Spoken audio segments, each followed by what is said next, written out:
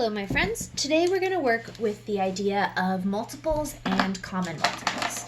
We're going to do it first using the pegboard like we would at school, and then I'm going to show you a way that you can do it at home with graph paper. You could also invent your own sort of grid system like this using something you have around at home if you like, but I'm going to show you just this way and the graph paper way. So, a multiple is one of the numbers that you get to when you count by something. So think about our bead chains that we have at school. The numbers that have the tags are the multiples. So in the short chain of 4, you would get 4, 8, 12, 16, and those are the multiples of 4. You probably understand what a multiple is, even if you haven't heard the word yet. Using our pegboard, we can find the multiples of more than one thing at once. So let's use our green pegs, and we're going to use them to find the multiples of 3. So we start by putting out 3. 1, 2, 3. Then you need some little thing there to keep your spot. Often we'll use little broken pieces of toothpicks in the classroom or little shreds of paper.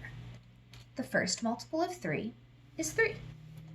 To get to the next one, you need to put out 3 more beads, or pegs. Okay, there are a total of 6 there, so the next multiple of 3 is 6. 3, 6.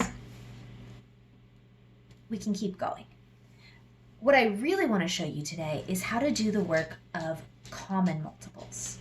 So a common multiple is the idea of if we count by 3s and we count by 5s, there are some numbers that we're going to say both of those times.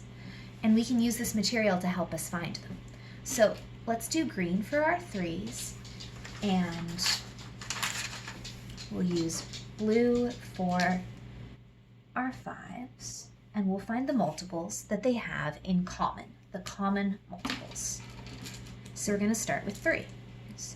1, 2, 3. Put that there. Then 5 gets a turn.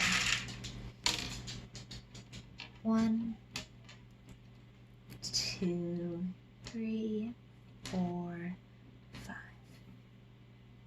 All right, our first ones are 3 and 5. Those are not the same. We need to keep going. Let's go back to 3. 1, 2, 3. Oh, they were close. One at 6 and one at 5, but still not the same. 5 has less, so let's give it another turn.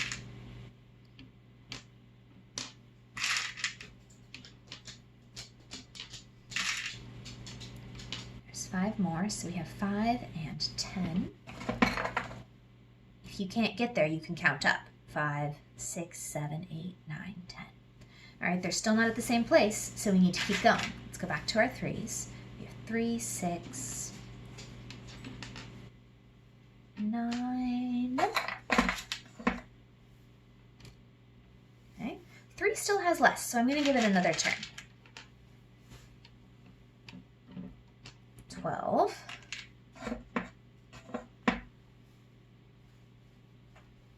Now 5 has less. Let's give it a turn.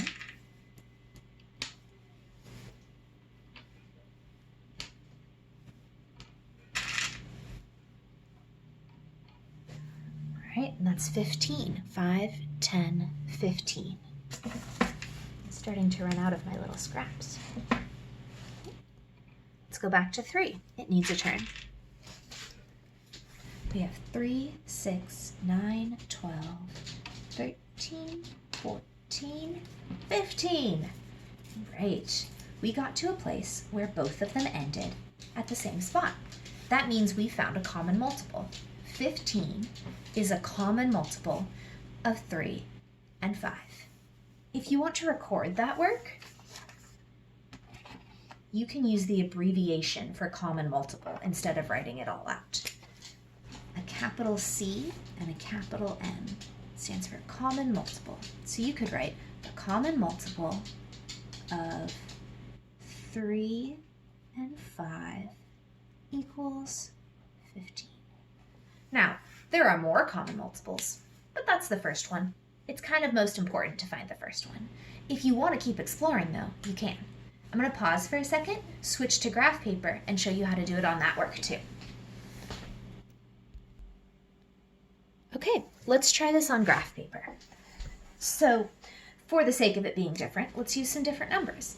Let's find the common multiple of 3 and 2. For this, you'll want a couple different colors and a plain pencil or pen. We're going to do the same thing. First, we're going to do 3. So 1, 2, 3. And then you can use your pencil or your pen to make the division line. Now we go to 2. 1, 2. They're not at the same place, so we pick the one that has the least, 2 has less, and we give it more. 1, still not there. 3 has less, so we go to 3.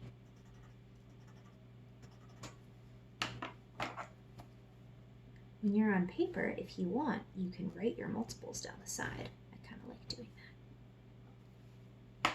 Okay.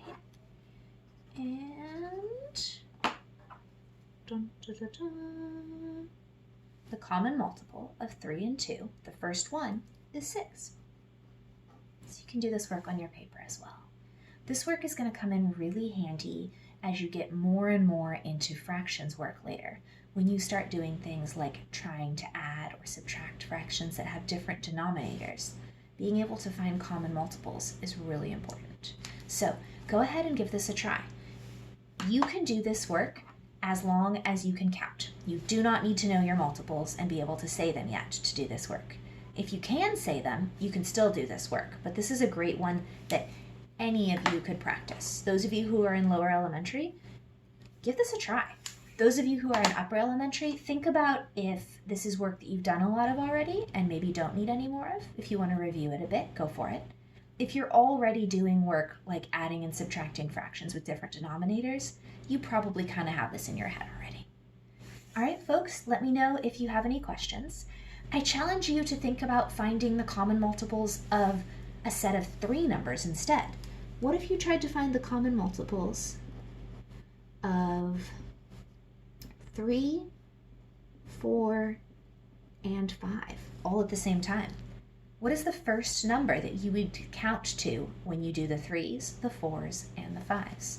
See if you can figure that out for a good challenge. Have a good day. I miss you all. Bye.